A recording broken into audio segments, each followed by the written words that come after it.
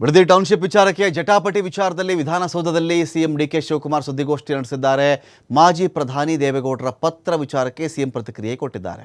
Township ಬಗ್ಗೆ ಮಾಜಿ ಪ್ರಧಾನಿ ನನಗೆ ಪತ್ರವನ್ನು ಬರೆದಿದ್ದಾರೆ, ಅವರಿಗೆ ಉತ್ತರ ಕೂಡ ಕೊಡ್ತಾ ಇದ್ದೀನಿ. ನಾನು ಮನವಿಯನ್ನು ನೋಡಿದ್ದೇನೆ. ಬಿಡದಿಯಲ್ಲಿ ನಡೆದಂಥ ಘಟನೆ ಮನಸ್ಸಿಗೆ ನೋವಾಗಿದೆ.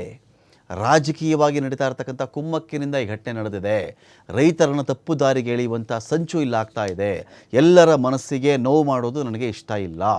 ಯೋಜನೆ ನನ್ನ ಕನಸಿನ ಪ್ರಾಜೆಕ್ಟ್ ಅಲ್ವೇ ಅಲ್ಲ, ನನ್ನ ಡ್ರೀಮ್ ಪ್ರಾಜೆಕ್ಟ್ ಅಲ್ಲ ಇದು ಅಂಥೇಳಿ ಸಿಎಂ ಡಿ ಕೆ ಶಿವಕುಮಾರ್ ಮಾತಾಡಿದ್ದಾರೆ.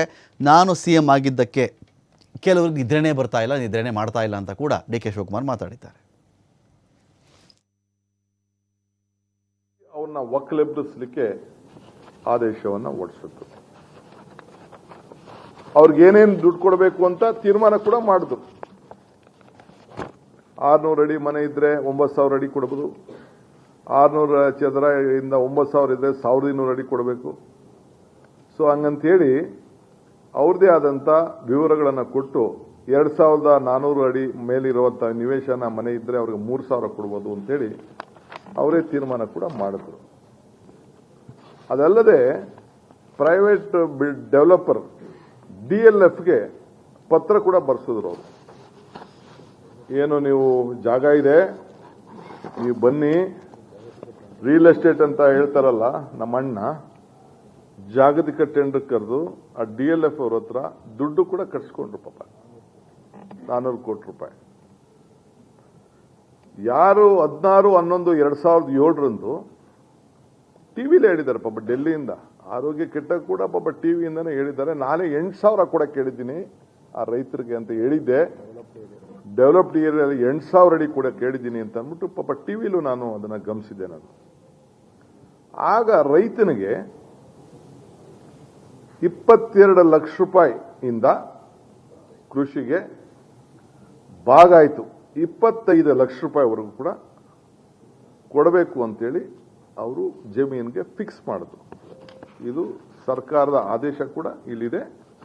ಅವ್ರಿಗೆ 8,000 ಅಡಿ ಕೊಡಬೇಕು ನೀವು ಪರಿಹಾರ ಕೂಡ ಅಂತ ಹೇಳಿ ಅವ್ರಿಗೆ ತಿಳಿಸಿದ್ದಾರೆ.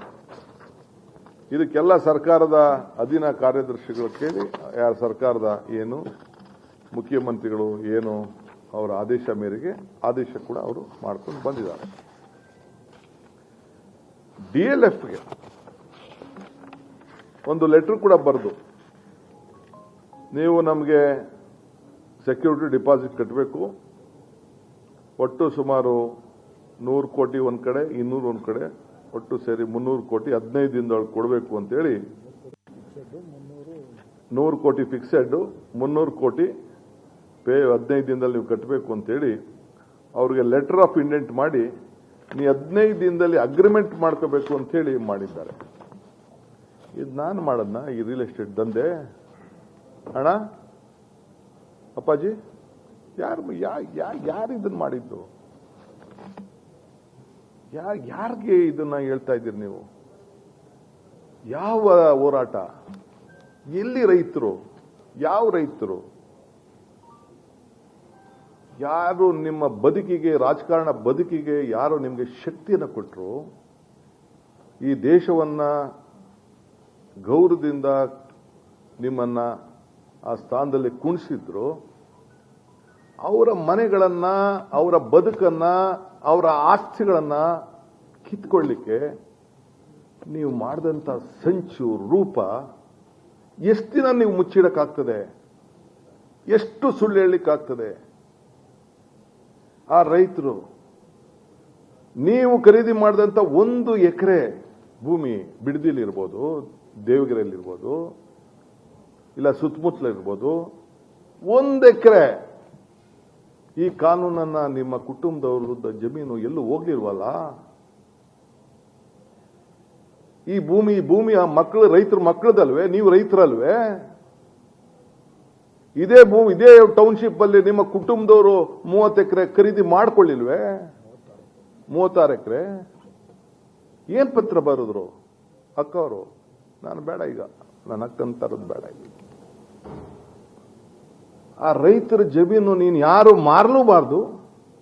ನೀನು ಕಷ್ಟಕ್ಕೆ, ಅವನ ಪಾಪ ಕಷ್ಟಕ್ಕೆ ಮದುವೆ ಮಾಡೋರಿಗೆ, ಮುಂಜಿ ಮಾಡೋರಿಗೆ, ಅವ್ರಿಗೇನಾದ್ರು ಬದುಕನ್ನ ಕಟ್ಕೊಳ್ಳಿಕ್ಕೆ ಏನು ಮಾಡಬಾರ್ದು ಅಂತೇಳಿ ರೆಡ್ ಝೋನ್ ಹಾಕಿ ಈ ತೀರ್ಮಾನ ಮಾಡಿದ್ದು ಇಡೀ ರಾಜ್ಯದ ಇತಿಹಾಸದಲ್ಲಿ ಇದೇ ಮೊದಲನೇದು.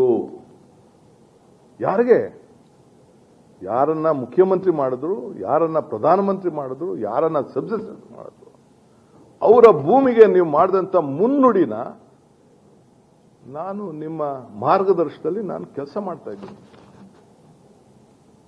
I am your successor, not A political successor. Constitution ಅಲ್ಲಿ ನನಗೆ ಕೊಟ್ಟಂತ, ನಮ್ಮ ಪಕ್ಷ ಕೊಟ್ಟಂತ ಜನ ಆಶೀರ್ವಾದದಲ್ಲಿ ನಾನು ನಿಮ್ಮ ಸಕ್ಸೆಸರ್. ನೀವೇನ್ ತೀರ್ಮಾನ ಮಾಡಿದಿರಿ, ನಿಮ್ಮ ತೀರ್ಮಾನಕ್ಕೆ ನಾನು ಬದ್ಧನಾಗಿದ್ದೇನೆ. ನಿಮ್ಮ ಆದೇಶನ ಪಾಲನೆ ಮಾಡ್ತಾ ಇದ್ದೇನೆ. ನಿಮ್ಮ ಸಿಗ್ನೇಚರ್ಗೆ ನಾನು ಗೌರವ ಕೊಡ್ತಾ ಇದ್ದೇನೆ. ನಾನು ನಿಮ್ಮ ನೋವನ್ನ, ನಿಮ್ಮ ಸಂತೋಷವನ್ನ, ನಿಮ್ಮ ಚಿಂತನೆಯನ್ನ ಇಡೀ ವಿಶ್ವ ದರ್ಜೆಗೆ ಈ ಬೆಂಗಳೂರು ನಗರವನ್ನ, ನಿಮ್ಮ ರಾಮನಗರವನ್ನ, ನಮ್ಮ ಬೆಂಗಳೂರು ದಕ್ಷಿಣ ಜಿಲ್ಲೆಯನ್ನ, ಪಾಪ ಹಾಸನದಿಂದ ಬಂದು ಇಲ್ಲಿ ರಾಜಕಾರಣ ಮಾಡಿ ಇಲ್ಲಿ ಒಳ್ಳೇದಾಗಬೇಕು ಅಂತೇಳಿ ಜನ ಆಶೀರ್ವಾದ ಮಾಡಿ ಏನು ನೀವು ಆಲೋಚನೆ ಮಾಡಿದ್ರಿ ಅದನ್ನ ಮುಂದುವರಿಸ್ತಾ ಇದ್ದೇನೆ. ಬಿಡದಿ ಟೌನ್ಶಿಪ್ ಅಲ್ಲ, ಬಿಡದಿ ಇಂಡಸ್ಟ್ರಿಯಲ್ ಟೌನ್. ಅದಕ್ಕಿಂತ ಮುಂಚಿತವಾಗಿ ರಾಮನಗರದಲ್ಲಿ ಏನು ತಮ್ಮಣ್ಣವರೇ ಕೆಡಿಬಿ, ತಮ್ಮ ಬೀಗರೆ ಕೆಡಿಬಿ ಇದ್ರು, ಅವರೇ ಅಧಿಕಾರಿಗಳು. ಅವರು ನೀವು ಇಬ್ಬರು ಸೇಕೆ ಅವ್ರ ಜಮೀನು ನಿಮ್ಮ ಜಮೀನು ಅಕ್ವಿಷನ್ ಆಗಲಿಲ್ಲ, ಕೇತ್ಕರ್ನಾಡಿ ಜಮೀನು ಅಕ್ವಿಷನ್ ಆಗಲಿಲ್ಲ. ಅದ್ರ ಪಕ್ಕದಲ್ಲಿ ಒಂದು ಸ್ಪೆಷಲ್ ರೋಡ್ ಮಾಡಿಬಿಟ್ಟು ಒಂದು ಏರಿಯಾ ನೀವು ಮಾಡಿದ್ರಿ. ಶಾನ್ಮಂಗ್ಲದಲ್ಲಿ ಆರೋಹಳ್ಳಿಲಿ ಇಂಡಸ್ಟ್ರಿಯಲ್ ಟೌನು, ಆರೋಹಳ್ಳಿಲಿ ಒಂದ್ ಕಡೆ 253 ಎಕರೆ, ಆರೋಹಳ್ಳಿಲಿ 748 ಎಕರೆ, ಅದ್ರ ಪಕ್ಕದಲ್ಲೇ ಬಿಡದಿಲಿ 198 ಎಕರೆ, ಶಾನ್ಮಂಗಲದಲ್ಲಿ 243 ಎಕರೆ, ಆರೋಹಳ್ಳಿಯಲ್ಲಿ ಇನ್ನೊಂದು ಫೇಸ್ಗೆ 512 ಎಕರೆ. ಎಷ್ಟು ಕೊಟ್ರಿ ಕಾಂಪೋಸಿಷನ್? 6.5 ಲಕ್ಷ, 16 ಲಕ್ಷ, 25 ಲಕ್ಷ, 40 ಲಕ್ಷ, 40 ಲಕ್ಷ. ಈಗ ಮೊನ್ನೆ ಲಾಸ್ಟ್ ಫೇಸ್ ಅಲ್ಲಿ 1 ಕೋಟಿ ರೂಪಾಯಿ ಕೊಟ್ರಿ. ಯಾರ ಸರ್ಕಾರ ಆಯ್ತು ಇದು? ಕೊನೆಗೆ ಲಾಸ್ಟ್ ಇದು 46 ಲಕ್ಷ ಇಂದ ಶುರುವಾಗಿ ಈಗ ಯಡಿಯೂರಪ್ಪನವರ ಸರ್ಕಾರದಲ್ಲಿ ಆ ಹಣವನ್ನು ಕೊಟ್ಟಿದ್ರಿ. ನೀವು ತಿರ್ಗಾ ರೀಸೆಂಟ್ ಆಗಿ ಈ ಯಾವುದು ಟೌನ್ಶಿಪ್ ಅಲ್ಲೇ ನಮ್ಮ ಕುಮಾರಣ್ಣ ಮಾತಾಡ್ತಾ ಇದ್ದೀರಿ, ದೇವೇಗೌಡರು ಪತ್ರ ಬರೀತಾ ಇದ್ದೀರಿ. ನನಗೆ ಪಾಪ ಅವ್ರ ಹೆಸರು ನಂಗೆ ತೆಗೆದುಕೊಳ್ಳಕ್ಕೆ ಬಹಳ ನೋವಾಗ್ತದೆ, ದುಃಖ ಆಗ್ತದೆ ಬಹಳ. ನನಗೆ ಪಾಪ ತಗೋಬಾರ್ದು ನಾನು ಅವ್ರ ಹೆಸರು. ಆದ್ರೆ ಏನ್ ಮಾಡ್ತೀರಿ, ಆ ಸ್ಥಾನದಲ್ಲಿ ಅವ್ರು ಕೂತ್ಬಿಟ್ಟಿದ್ರು, ಅವ್ರು ಸೈನ್ ಹಾಕಿದ್ದಾರೆ, ಆ ಸೈನ್ ಗೌರವ ಕೊಡ್ಬೇಕು ನಾನು. ಅದೇ ಟೌನ್ಶಿಪ್ ಅಲ್ಲಿ ಈ 9,000 ಟೌನ್ಶಿಪ್ ನಲ್ಲೇ ನಿಮ್ಮ ಸರ್ಕಾರದ ನೀವು ಏನ್ ಪಾಲ್ದಾರರಾಗಿದ್ದೀರಿ, ಇವತ್ತು ನೀವೇನ್ ಮಂತ್ರಿಗಳಾಗಿದ್ದೀರಿ, ಆಗ ಗೌರವಾನ್ವಿತ ಮುಖ್ಯಮಂತ್ರಿಗಳಂತ ಯಡಿಯೂರಪ್ಪನವರು, ಜಗದೀಶ್ ಶೆಟ್ಟರ್ ಅವರು ಮತ್ತು ಯಾರು ಇದ್ರು ಆ ಸಂದರ್ಭದಲ್ಲಿ 80 ರಿಂದ 1 ಲಕ್ಷ ಕೋಟಿ ರೂಪಾಯಿಗೆ ಈಗ ಎಷ್ಟು ವರ್ಷ ಆದ್ಮೇಲೆ, 15 ವರ್ಷ ಆದ್ಮೇಲೆ 19-20ರಲ್ಲಿ ಆಗ ನೀವು 80 ಲಕ್ಷ ರೂಪಾಯಿ ಕೊಡಿಸಿದ್ರಲ್ಲ, 80 ಲಕ್ಷ ಇಂದ 1 ಕೋಟಿ ರೂಪಾಯಿ ಕೊಡಿಸಿದ್ರಲ್ಲ, ನಿಮ್ಮ ಧ್ವನಿ ಏನಾಗಿತ್ತು, ನಿಮ್ಮ ಹೋರಾಟ ಏನಾಗಿತ್ತು, ನಿಮ್ಮ ಕಿಚ್ಚೇನಾಗಿತ್ತು? 1,000 ಎಕರೆ ಈಗ ಕೊಡಿಸಿದ್ರಲ್ಲ, ಈ ಭೂಮಿಲಿ ಏನಾಗಿತ್ತು ನಿಮ್ಮ ಹೋರಾಟ? ನಿಮ್ಮ ಧರಣಿ ಯಾಕೆ ನಡೀಲಿಲ್ಲ? ಯಾಕೆ ವಿಧಾನಸೌಧದ ಗಾಂಧಿ ಸ್ಟ್ಯಾಚ್ಯೂ ಕಾಣಲಿಲ್ವೇ ಆಗ? ಯಾಕೆ?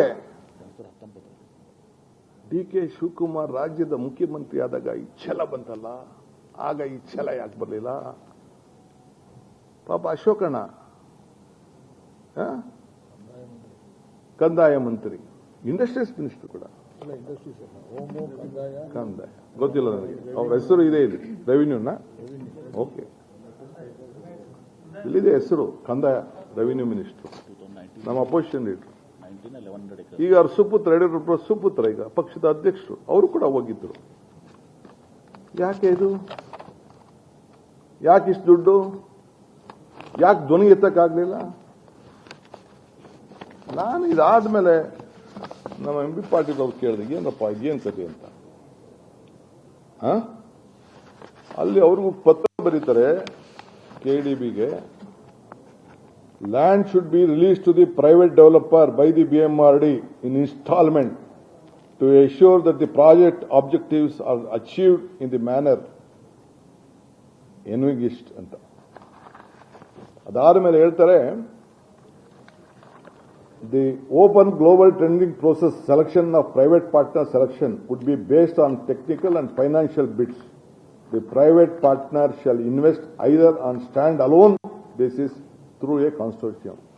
ಇದೇನು ರಿಯಲ್ ಎಸ್ಟೇಟ್ ಏಜೆಂಟಾ ಏನಿದೆ ಹೆಸರು? ರಿಯಲ್ ಎಸ್ಟೇಟಾ? ಇದು ಗೌರ್ಮೆಂಟಾ? ಇಲ್ಲ KDBನಾ? ಇಲ್ಲ ಫ್ಯಾಮಿಲಿ ಫರ್ಮಾ? ಯಾವ್ದಾದ್ರು ಫ್ಯಾಮಿಲಿ ಫರ್ಮಾ ದಂಧೆ ಮಾಡ್ತಾ ಇರೋರು? ಯಾವ ದಂಧೆ ಅಂತ ಕರೆಯೋಣ? ಯಾರು ರಿಯಲ್ ಎಸ್ಟೇಟ್ ಏಜೆಂಟು? ಮುಖ್ಯಮಂತ್ರಿಗಳ ಪ್ರೊಸೀಡಿಂಗ್ಸ್ ಸೈನ್ಡ್ ಬೈ ನಮ್ಮಣ್ಣ.